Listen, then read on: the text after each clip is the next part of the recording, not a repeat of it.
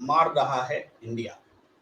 और जो तस्वीर आप देख रहे हैं उनमें उन चंद एंकर्स हैं जिन पर गोदी मीडिया होने के इल्ज़ाम हैं, जिन पर इल्ज़ाम है कि वो पेड पत्रकारिता कर रहे हैं, पेड जर्नलिज्म, जिन पर इल्ज़ाम है कि वो पत्रकारिता के मूल्यों से, सिद्धांत से समझौता कर रहे हैं। लेकिन पहले तो मैं इस शीर्षक पर आता हूँ, फिर कारण पर भी जाता हूँ कि इस विषय पर चर्चा क्यों हो रही है। चर्चा क्यों हो रही है? चूंकि इंडिया ने बाज़ाब्ता एक फैसला लिया है कि उन एंकर्स को, उनके शोज़ को बॉयकॉट करेंगे, उसमें शामिल नहीं होंगे इंडिया में शामिल सभी दल, उनके प्रवक्ता। और उसके बाद से ही जब से ये जग जाहिर हुआ है कि इंडिया का ये फैसला है, तब से इस पर बहस छिड़ी है। एक तरफ वो एंकर्स हैं जो खुद को शहीद बता रहे हैं, कह रहे हैं कि पत्रकारिता के लिए उनके संघर्ष की परीक्षा की घड़ी है। ये एक वॉइस है उन एंकर्स की ओर से जिनकी तस्वीरें आप देख रहे हैं। सबकी तस्वीरें लगाई नहीं जा सकती, ये प्रतीकात्मक तस्वीरें हैं। और दूसरी तरफ इंडिया कह रहा है कि ये गोदी मीडिया है और पत्रकारिता के मूल्यों से समझौता हो रहा है। लेकिन इस बीच मैं कह रहा हूं, मच्छर मार रहा है इंडिया। अब इसमें मच्छर मारना गलत भी नहीं माना जाता, क्योंकि मच्छर हमारा खून चूसते हैं, तो हमें भी अधिकार है अपने आप की रक्षा करने का, और हम मच्छर मारते हैं। लेकिन इसमें यह बात भी शामिल है कि मच्छर आप चाहे जितना मार लीजिए, मच्छर खत्म नहीं होंगे। आप कहते भी हैं एक मच्छर आदमी को हिजड़ा बना देता है, तो मैं वही कहूंगा कि ये मच्छर अपोजिशन अलायंस को हिजड़ा ना बना दे। मैं ये मानने को तैयार हूं कि ये मच्छर हैं, लेकिन ये मानने को तैयार नहीं हूं कि इन मच्छरों को मार देने से आप उस वातावरण में आ जाएंगे जब आपका कोई खून चूस नहीं रहा होगा। इन मच्छरों को मारने से मच्छर हमेशा के लिए खत्म नहीं हो जाएंगे, फिर नए मच्छर आ जाएंगे। तो सवाल ये है कि इंडिया ने यह निर्णय जो लिया है, ये निर्णय क्यों लिया है? क्या इंडिया की लड़ाई पॉलिटिकल लड़ाई न होकर के मीडिया के खिलाफ लड़ाई हो गई? इंडिया की लड़ाई वर्तमान सत्ता के खिलाफ न होकर के सत्ता के संरक्षण में पल रहे चंद पत्रकारों के खिलाफ लड़ाई हो गई है, जिसको आप पत्रकार नहीं भी बोल सकते, ये आपकी आजादी है। लेकिन एक बात और महत्वपूर्ण है कि क्या कोई एंकर अपनी मर्जी से वो सब कुछ कर सकता है जो वो कर रहा है?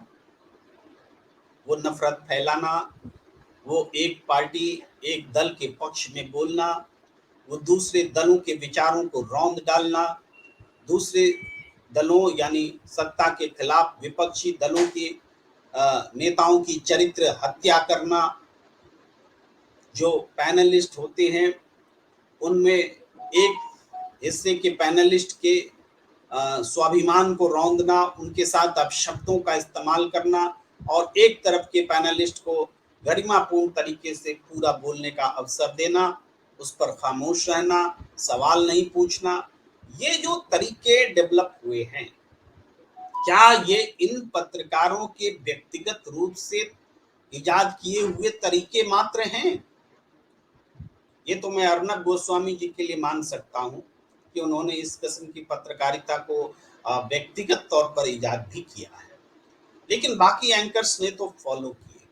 अर्नब गोस्वामी जी सिर्फ पत्रकार नहीं, वो एक मीडिया हाउस के प्रमुख भी हैं।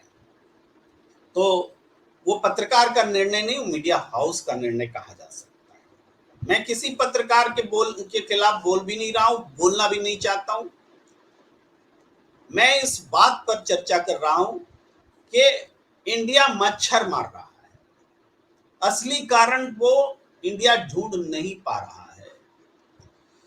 क्या वो मीडिया हाउस जहां रहकर ये एंकर्स नौकरी करते हैं, उनकी मर्जी के बगैर ये एंकरिंग कर सकते हैं? क्या किसी राजनीतिक दल में कोई नेता अपनी पार्टी के सिद्धांत के खिलाफ कुछ बोल सकता है? बोल सकता है क्या? हालांकि दिखावा जरूर किया जाता है कि स्वतंत्र विचार हैं, बोल सकते हैं, लेकिन फिर भी राजनीतिक दल तो राजनीतिक दल है। मीडिया संस्थान तो पेशेवर घराना है, कारोबार है, और पत्रकारिता धर्म का पालन करते हुए एक कारोबार है, ऐसी अपेक्षा की जाती है। तो जब कारण एंकर स्वयं नहीं है, कारण मीडिया घराने हैं, तो सिर्फ एंकर को आप उस पर एक्शन लेंगे, उसका बहिष्कार करेंगे, उसका दुत्कार करेंगे, उस पर चीत्कार करेंगे, तो क्या हो जाएगा?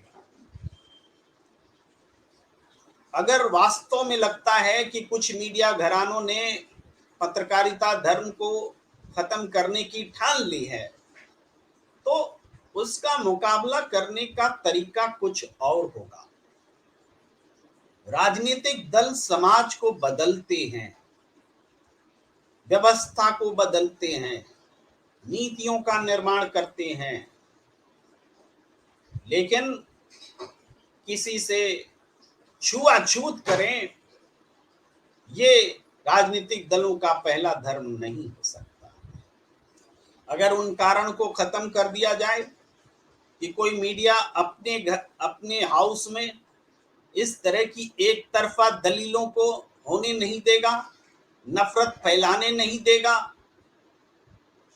हमने देखा है, कोरोना आया था तो मीडिया ने किस तरीके से एक धर्म विशेष के लोगों को, एक मरकज को पूरे कोरोना के लिए जिम्मेदार ठहरा दिया था। कोरोना फैलने के लिए धर्म विशेष के लोगों को जिम्मेदार ठहरा दिया था, लेकिन मीडिया ने यह काम सत्ताधारी दल के कहने पर किया। मैं इतने दावे के साथ इसलिए कह रहा हूं सत्ताधारी दल के कहने पर किया था, क्योंकि उस समय की सरकारी ब्रीफिंग भी उसी तरीके से हो रही थी, स्वास्थ्य मंत्रालय की ब्रीफिंग भी उसी तरीके से हो रही थी,